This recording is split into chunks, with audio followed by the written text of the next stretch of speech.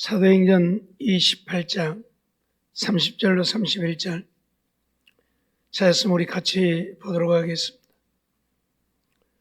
사도행전 28장 30절로 31절 같이 봅니다.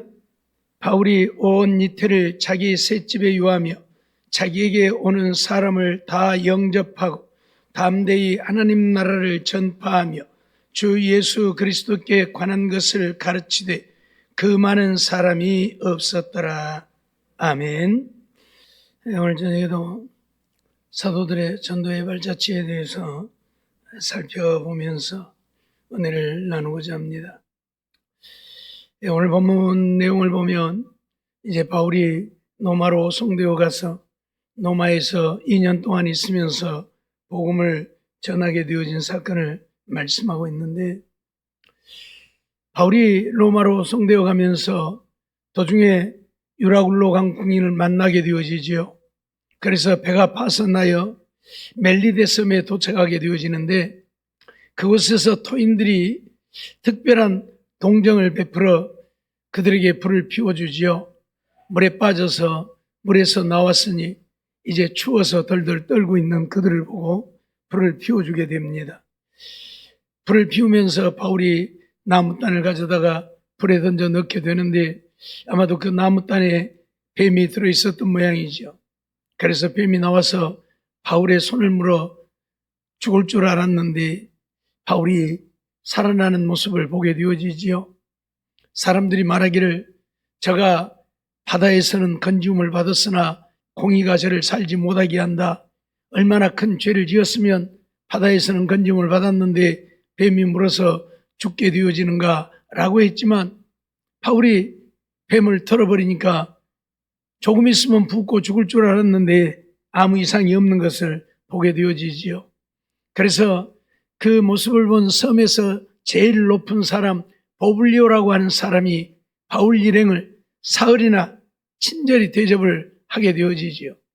그리고 보블리오의 아버지가 열병과 이질로 고생하는 것을 보고 바울이 기도하여 고쳐주게 되죠. 그것을 보고 그 섬에 있는 병든 자들이 다 와서 고침을 받게 되어집니다. 그리고 그들을 크게 대접을 하지요. 그리고 바울 일행이 떠나갈 때에 그들의 쓸 물건을 배에 실어주므로 노마로 이제 또 떠나가게 되어지는 것을 보게 되어지죠.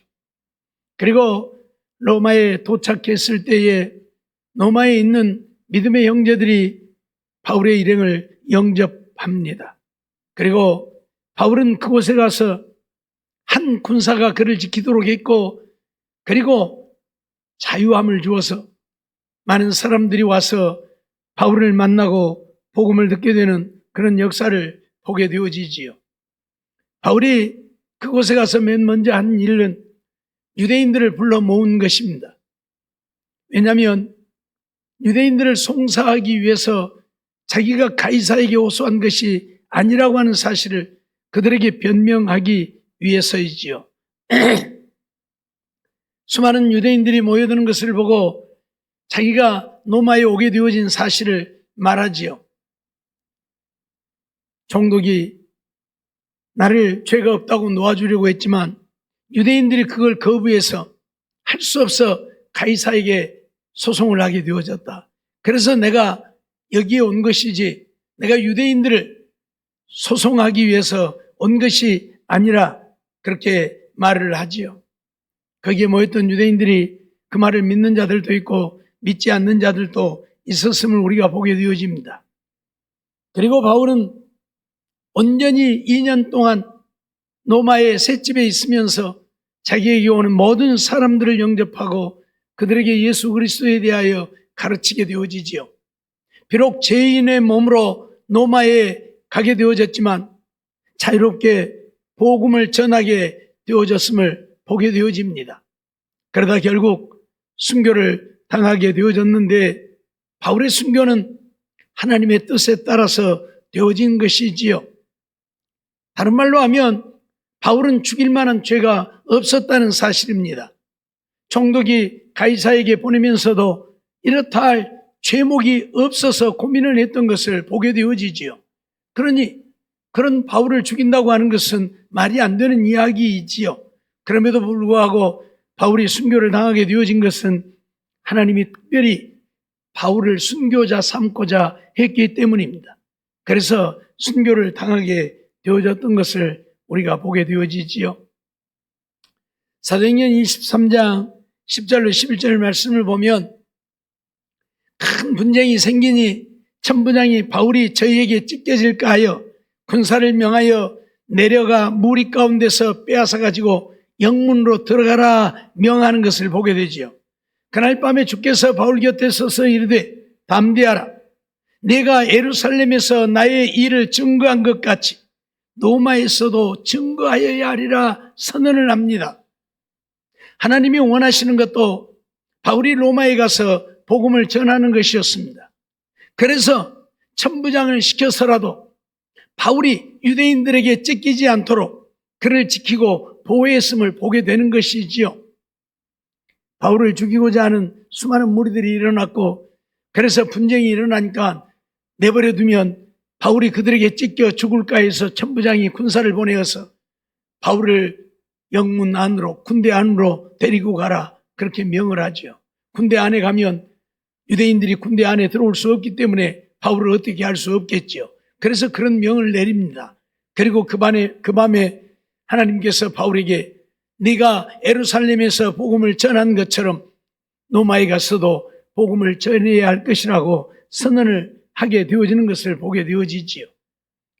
사도행전 23장 12절로 13절을 보면 나리샘의 유대인들이 당을 지어 맹세하되 바울을 죽이기 전에는 먹지도 아니하고 마시지도 아니하겠다 하고 이같이 동맹한 자가 40여 명이더라 그랬습니다. 바울을 죽이기 전에는 우리가 먹지도 않고 마시지도 않겠다고 동맹한 자가 40명이나 되었다. 그만큼 유대인들은 바울을 죽이는 일에 혈안이 되어 있었지요. 그러나 하나님께서는 바울에게 로마에 가서도 예루살렘에서 증거한 것처럼 증거해야 될 것이라고 선언을 했으니 바울을 그들에게 절대 내어줄 수 없죠. 그래서 이 이야기를 누가 듣게 되느냐면 바울의 생질이 이 이야기를 듣고 바울에게 전하게 되어지는 것을 보게 되어집니다. 사도행전 23장 16절을 보면 바울의 생질이 그들이 매복하여 있다 함을 듣고 와서 영문에 들어가 바울에게 고한지라 그랬습니다. 바울을 죽이기 전에는 먹지도 않고 마시지도 않겠다고 동맹한 자들이 대제사장들을 시켜가지고 저 천부장에게 바울을 내려보내도록 해라. 우리가 바울에게 조사할 것이 있으니까 바울을 내주라고 해라. 그래서 바울을 내주면 바울이 예루살렘에 오는 동안에 그 군대에서 대제사장의 공회에 오는 동안에 그들이 매복에 있다가 바울을 죽이려고 계획을 한 것입니다. 그런데 그 이야기를 바울의 생질이 듣게 해요, 하나님이. 그래서 바울에게 가서 그 얘기를 고합니다. 그래서 바울이 백부장에게 천부장에게 가서 이 사람이 할 말이 있다고 하니 이 사람을 천부장에게로 좀 인도를 해라. 그래서 바울의 생질이 천부장에게로 인도되어지는 것을 보게 되어지지요. 사도행전 23장 23절로 24절 보면 백부장 둘을 불러 이르되 밤 제3시에 가이사라까지 갈 보병 200명과 마병 70명과 창군 200명을 준비하라 하고 또 바울을 태워 총독 벨릭스에게로 무사히 보내기 위하여 짐승을 준비하라 명하는 것을 보게 되어집니다. 바울의 생질이 하는 말을 듣고 천부장이 백부장 둘을 불러서 보병 200명, 마병 70명, 창군 200명을 준비하라고 말합니다. 바울을 지키고 보호하기 위해서 바울을 총독에게 보내면서 그 사이에 이 동맹한 자들이 죽이지 못하도록 하려고 보병 200명, 창군 200명, 마병 70명, 이 어마어마한 470명이나 되는 군사를 동원합니다. 한 사람을 지키고 보호하려고. 동맹한 자들은 40여 명밖에 안 되니까 100명만 되어도 될 텐데 완전하게 바울을 지키려고 천부장이 이렇게까지 하는 것을 봅니다. 그리고 바울도 걷게 하지 아니하고 말을 타고 가도록 나귀인지 말인지는 모르겠지만 짐승을 준비하라고 명하는 것을 보게 되어집니다. 그래서 바울을 안전하게 총독에게까지 보내는 것을 보게 되어지지요. 사실 바울은 유대인입니다. 로마의 시민권을 갖고 있기는 하지만 유대인입니다. 그러니 저들에게 내어주어서 저들이 죽이든지 말든지 천부장인 자기하고는 큰 상관이 없을 수도 있어요. 그럼에도 불구하고 하나님께서는 이 천부장의 마음을 움직여서 이런 일을 하게 하십니다. 왜요? 하나님이 바울에게 내가 로마에 갔어도 복음을 증거해야 할 것이라고 선언을 했으니 그가 반드시 로마에 가야 하기 때문에 그를 지키시는 것입니다. 하나님은 이처럼 오늘 우리를 지키시고 보호하심을 우리가 보게 되어지지요. 그래서 이제 바울이 총독에게 가서 재판을 받다가 가이사에게 가서 재판받기를 청하고, 그래서 총독이 가이사에게 로마 시민권을 가졌기 때문에 가이사 로마 황제에게 재판받기를 원하면 반드시 보내야 합니다. 그래서 총독이 펠릭스 총독이 가이사에게 보내는 것을 보게 되어지지요.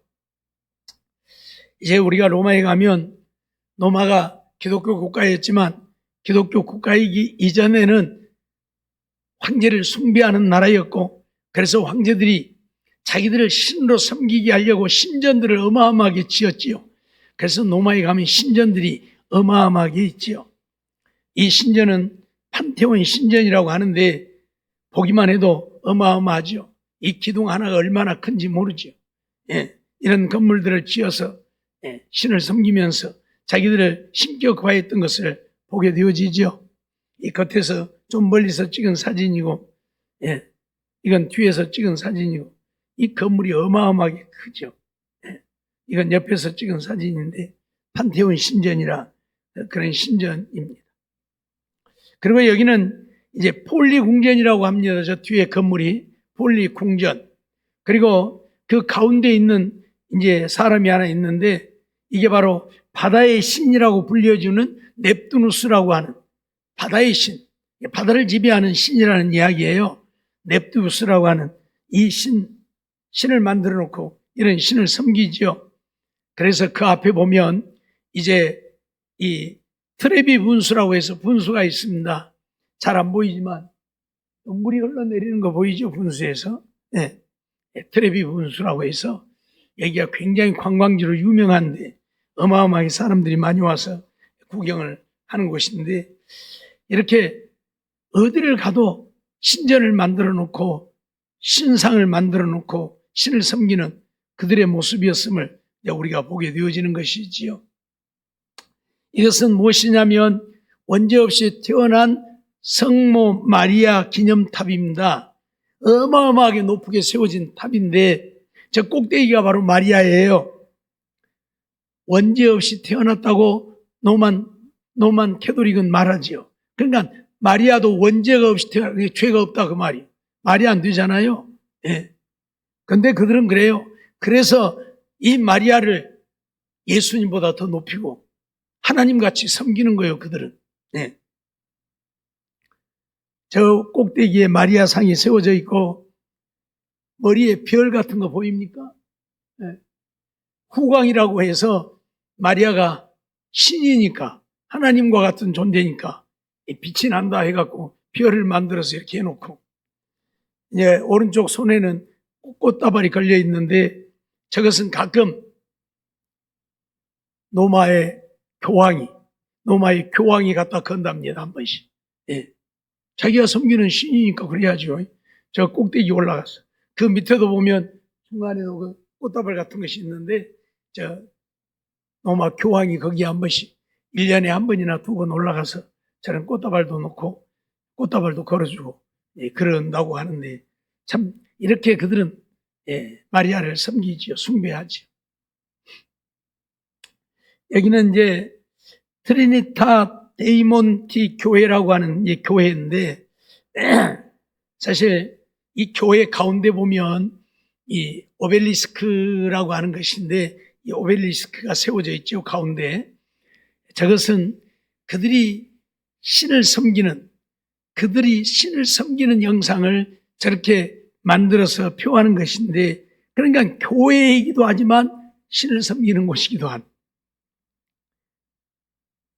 말이 교회이지, 이제 로만 캐톨릭이 지배했던 시대에 성당으로 사용되어졌던 곳이 있지요. 그곳이 유명한 것은 아니고 그 아래가 유명합니다. 그 지금 계단에 사람들이 많이 있죠. 그 계단이 스페인 계단이라고 해서 135개의 계단인데, 이 계단이 로마에서는 아주 유명한 계단이어서 사람들이 그곳에 와서 쉬기도 하고 놀기도 하고, 그 앞에는 약간 이렇게 앉아서 쉴 수 있는, 그리고 물도 이렇게 담겨 있는 그런 것도 있고 하는데, 그래서 항상 사람들이 이렇게 많이 모여서 쉬는 곳, 교회 앞에서 하나님의 은총을 받고 쉬는 곳이라 해서 유명한 그러한 곳입니다. 네. 이것은 우리가 잘 아는 것이지요. 콜로세움이라고 하는 것입니다. 네. 지금은 많이 망가지기도 했지만 어마어마하게 지어진 콜로세움이지요. 이제 이걸 위에서 찍은 사진인데, 이건 인터넷에서 제가 다운받은 것이고요. 이 콜로세움, 어마어마한 콜로세움입니다.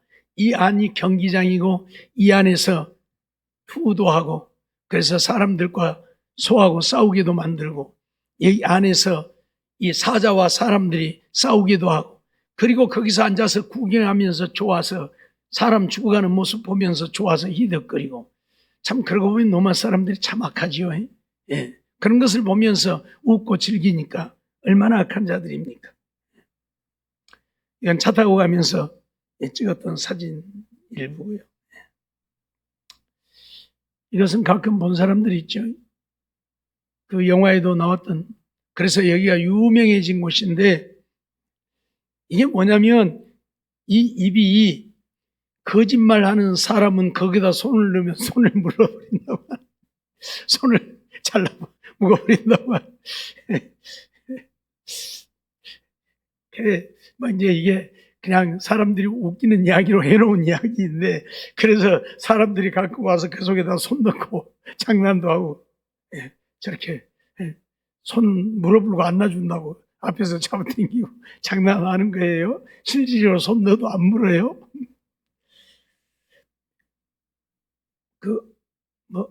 뭔 햇빛? 그 영화배우 유명, 오드리 헵번.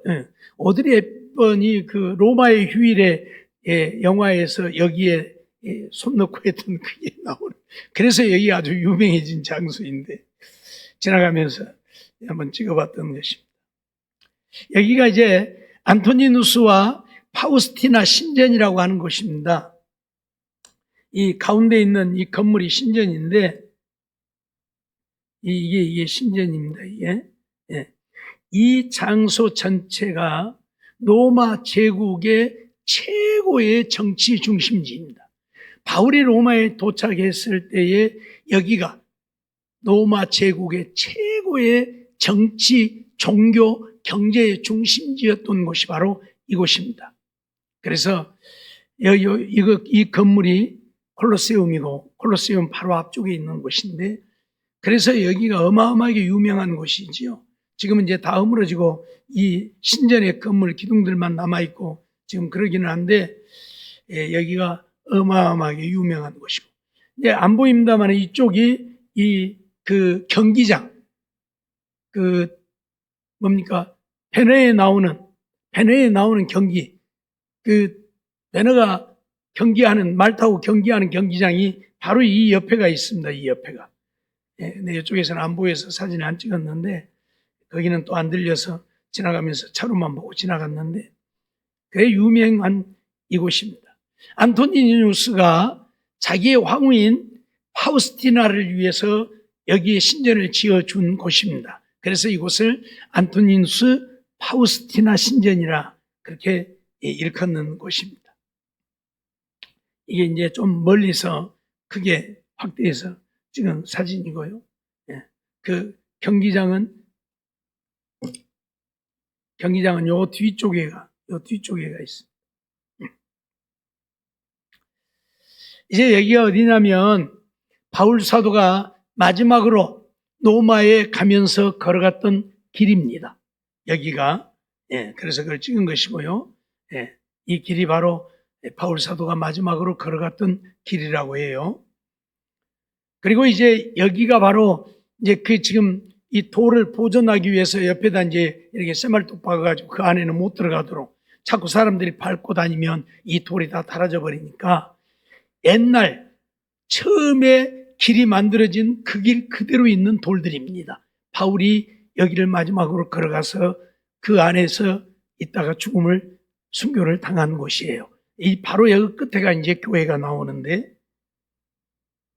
바로 이게 스칼라 코엘리 교회라고 하는데 일명 새 분수 교회라고도 일컬어지고 새샘 교회라고도 일컬어지는 곳입니다.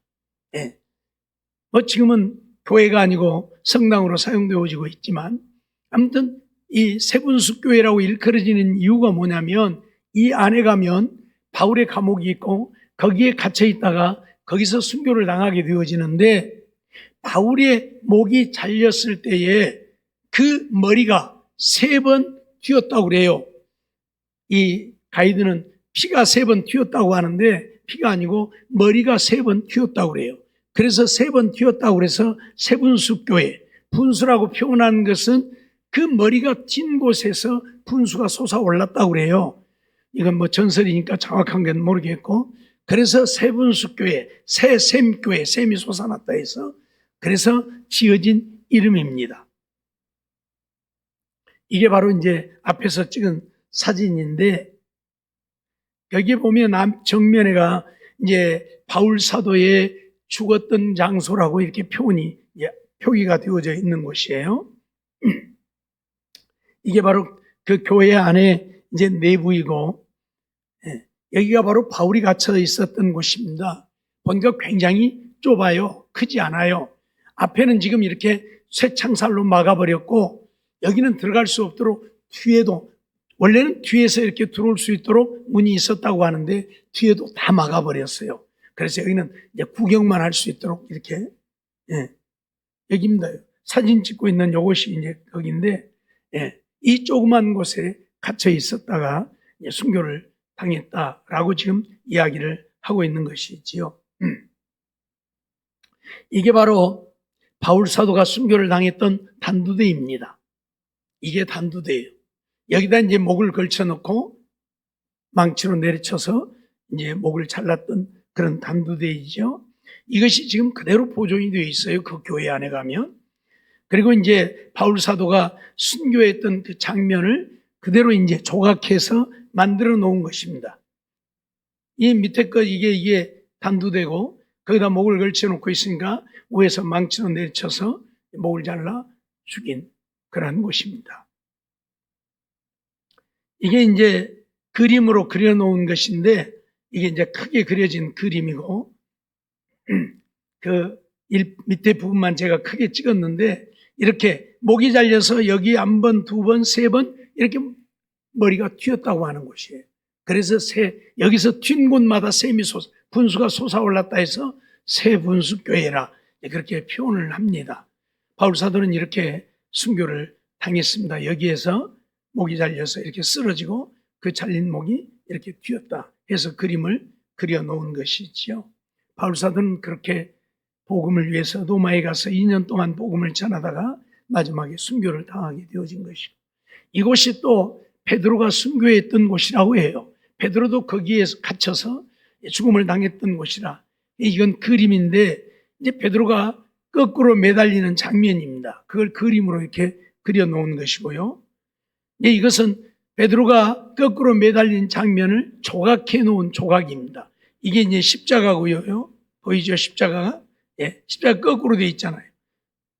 손이 묶여지는 데가 밑에가 있고 여기가 위로 올라가고 그래서 베드로를 이렇게 밧줄로 발을 묶어가지고 이렇게 끌어올리는 그 장면을 이렇게 조각해서 만들어 놓은 그런 것을 거기에서 보았습니다. 우리가 이러한 것들을 보면서 정말 사도들은 이처럼 복음을 위해서 살다 복음을 위해서 기꺼이 생명을 바친 자들입니다. 사실 바울 사도는 로마에 가지 않아도 되었습니다. 그냥 유대인이니까 유대에서 살면서 적당히 유대인들과 타협하고 그러면서 자기의 생명을 보존하면 아마 하나님이 허락하신 대로 7, 80년 살지 않았을까. 하지만 바울은 그러지 않았습니다. 복음을 위해서라면 그의 목숨을 조금 더 귀한 것으로 여기지 아니했고 또 로마는 세계의 중심지였잖아요. 그때 세계가 로마로 통한다 말할 정도로 교통이든지 무역이든지 경제든지 로마가 중심이었기 때문에 로마에 가서 복음을 전하면 그 복음이 세계로 확산되어질 것을 알았기에 바울은 그렇게 로마에 가기를 원했습니다.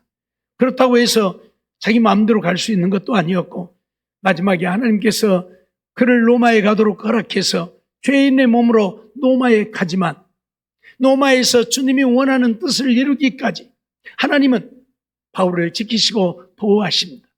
죄인의 몸으로 갔지만 아까 28장 30절 31절에서 말하고 있는 것은 새 집에 있으면서라고 표현을 해요.